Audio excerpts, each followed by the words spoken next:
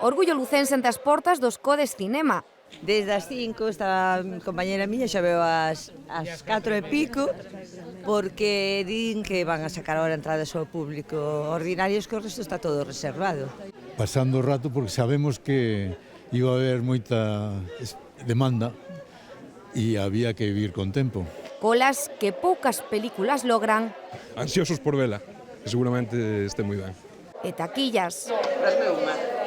Pois sí, porque a verdad co éxito que está tendo, pois esperábamos isto. Onde esgotaron as entradas. Unha maravilla, que haxa esta afluencia de público para unha cousa, para min, tan importante. Que vimos que saliu en Cannes, que ganou premios, que tuvo, pues claro, é un orgullo. O que arde incende os cines e enche as butacas dos Tres Pases deste mércores en Lugo coa presenza do director. É bonito ver que hai sede deste cinema, que hai sede dunha película feita en Lugo, non? E nada, a disfrutalo. Cannes abriulle as portas e agora esta obra poética hiperrealista, como califican algúns críticos sobre os incendios en Galicia, arrasa nas salas de cine de toda España. En 2 días conseguiu posicionarse no top 10 das películas máis taquilleiras, superando os 11.000 espectadores. Creo que a novena é adastrar unha película de Hollywood, estamos de décimos.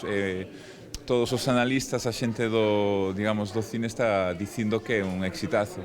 Un éxito que en Lugo notase con máis forza e que sentimos nosa parte desa historia contada en galego e que contou co apoio da Deputación e da antiga Fundación TIC. Por iso,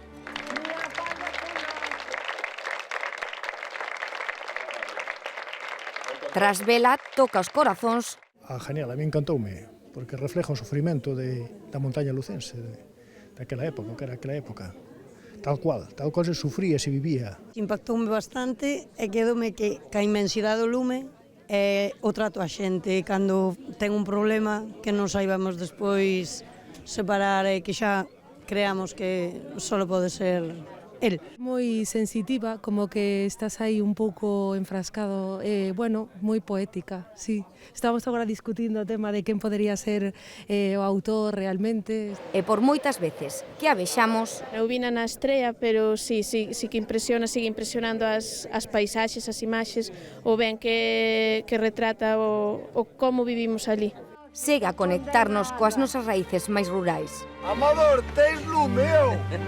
Representa moi ben como é o pensar galego, como falamos, sobre todo no rural, no profundo de Galicia, como unha mãe non lle pregunta ao fillo certas cousas, como moitas veces as palabras sobran e demais, e como se vive tamén o duro que é o lume en Galicia.